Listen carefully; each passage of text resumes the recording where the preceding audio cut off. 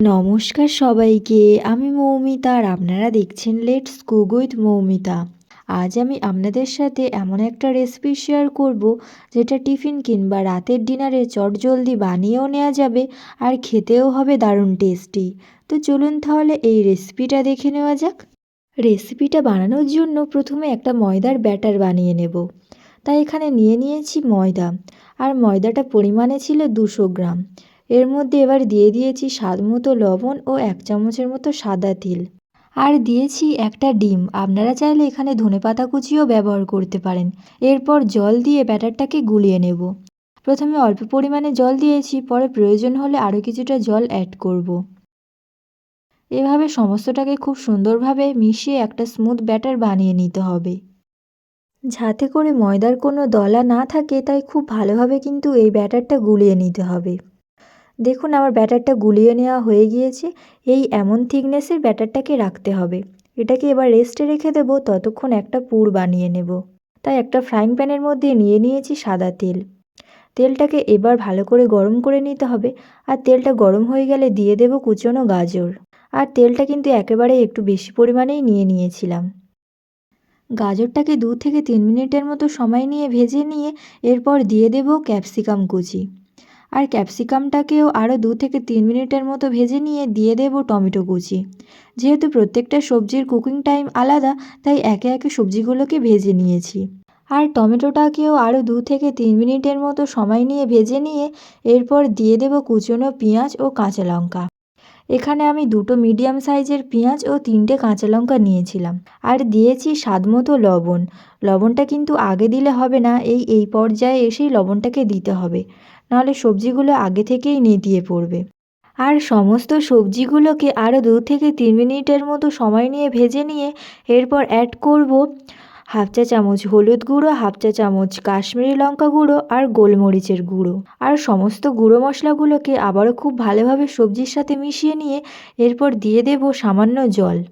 আর এই জলটা শুকিয়ে যাওয়া পর্যন্ত ভালোভাবে কষিয়ে নিতে হবে। জলটা শুকিয়ে গেলে এরপর দিয়ে দেব বেশ খানিকটা ধনেপাতা কুচি আর টেস্টটা ব্যালেন্সের জন্য চিনি। আর দিয়ে দিয়েছি 1/2 চা চামচের মতো গরম মশলা। আর এই গরম মশলাটাকে কিন্তু স্কিপ করলে চলবে না। এরপর খুব ভালোভাবে সমস্তটাকে কষিয়ে নিয়ে দিয়ে দেব একটা ডিম।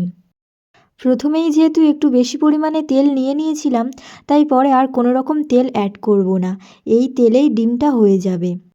এরপর খুব ভালোভাবে সমস্ত মশলাগুলোর সাথে ডিমটাকে ভুজিয়া বানিয়ে নেব। ব্যাস, পুরটা কিন্তু রেডি হয়ে গিয়েছে। এরপর এটাকে নামিয়ে রাখবো। আর ফাইনালি রেসিপিটা বানানোর জন্য ওই একই ফ্রাইং প্যানের মধ্যে পুরটাকে নামিয়ে রেখে দিয়ে দিয়েছি সামান্য সাদা তেল। তেলটাকে এবার গরম করে নিয়ে যে ব্যাটারটা বানিয়ে রেখেছিলাম সেই ময়দার ব্যাটারটা দিয়ে দেব। আর সমানভাবে ব্যাটারটাকে পাতলা করে চারিদিকে ছড়িয়ে নেব। এমনভাবে একটা গোলা রুটির আকারে গড়ে নেব। আর আরও 1 থেকে 2 মিনিট পর যে পুরটা বানিয়ে রেখেছিলাম সেই পুরটা এই রুটির এক ধার বরাবর দিয়ে দেব। আর এই গোলা রুটিটাকে দুভাজে মুড়ে নেব। যেহেতু পুরটা বেরিয়ে যেতে পারে, তাই ধারগুলোতে ময়দার ব্যাটারটাকে লাগিয়ে নেব, যাতে করে পুরোপুরি এটা সিল হয়ে যায়। আর ধারগুলোকে একটু চেপে চেপে দিতে হবে, যাতে করে খুলে না যায়। ব্যাস, এবার এটাকে উল্টে পাল্টে একটু সময় নিয়ে ভেজে নিলেই কিন্তু রেডি। দেখুন কত সুন্দরভাবে এটা ফুলে উঠেছে। ব্যাস, এটা পুরোপুরি রেডি হয়ে গিয়েছে। এটাকে এবার নামিয়ে নেব, আর একই পদ্ধতিতে বাকিগুলোও বানিয়ে নেব। আর এই গোলা রুটিগুলো বানানোর সময় পুরো প্রসেসটা কিন্তু লো টু মিডিয়াম আঁচে করতে হবে, তাতে করে রুটির তলাগুলো পুড়বে না, আর এটা খুব ভালোভাবে ভিতর থেকেও কুক হয়ে যাবে। একইভাবে আরও একটা বানিয়ে নেওয়া হয়ে গিয়েছে। এর মাঝে এবার পুর দিয়ে দুভাজে ভাঁজ করে নেব। ব্যাস, এবার গরম গরম পরিবেশন করুন সসের সাথে।